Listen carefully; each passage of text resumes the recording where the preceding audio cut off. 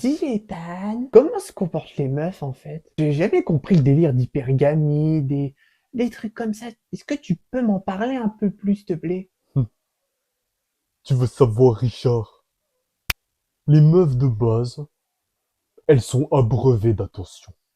Donc, ce qui fait qu'elles ont plus de choix que les hommes. Ouais, j'imagine, mais quand même, hein, c'est chaud. Et même le plus beau gosse de cette planète, ou les plus beaux gosses, n'ont pas la chance d'une moche. Parce qu'en fait, les meufs, déjà, sont sur le marché de la séduction, tout simplement. Donc, elles, contrairement à nous les hommes, nous, ce n'est pas qu'on est plus facile. On mesure la valeur d'une relation mieux qu'elle. Parce que nous, derrière, nous avons pas ce truc de nous, si on perd une meuf, nous en aurons une autre. Ça, c'est 10% des hommes si on est gentil. Ce qui fait que par la suite, elles ont des facilités. Elles peuvent enchaîner des dizaines, des centaines, voire des milliers de mecs si elles veulent. Ah ouais, les meufs avec un body count comme ça, c'est super chaud. À partir de la trentaine, c'est là qu'elles vont galérer dans leur vie. C'est pour ça qu'on dit que les hommes rigoleront toujours les derniers. Parce que elles vont se dire à ce moment-là, ah, je veux un mec bien. Je veux un mec avec de la valeur. Mais les mecs bien n'existent plus. Ils existaient, c'est juste toi qui a fait là. Elles sont parties partout.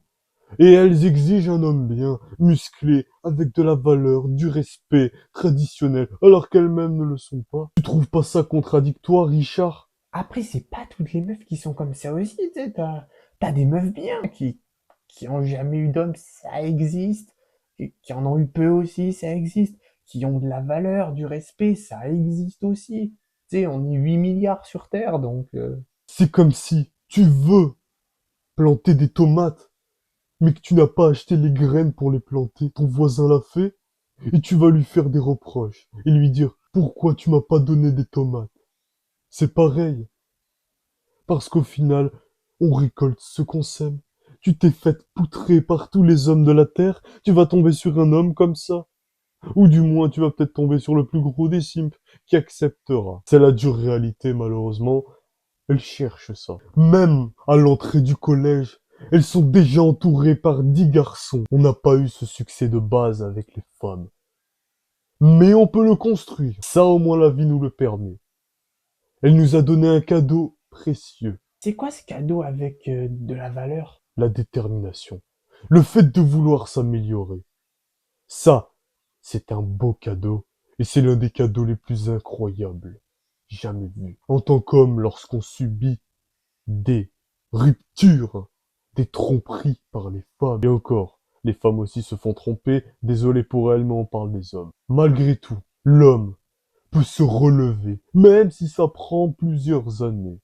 Et au final, cette femme qui l'a quitté,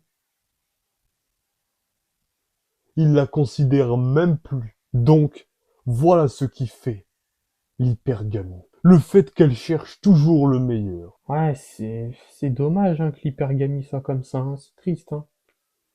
Au final, il n'y a plus de valeur. Hein. Ça change tout.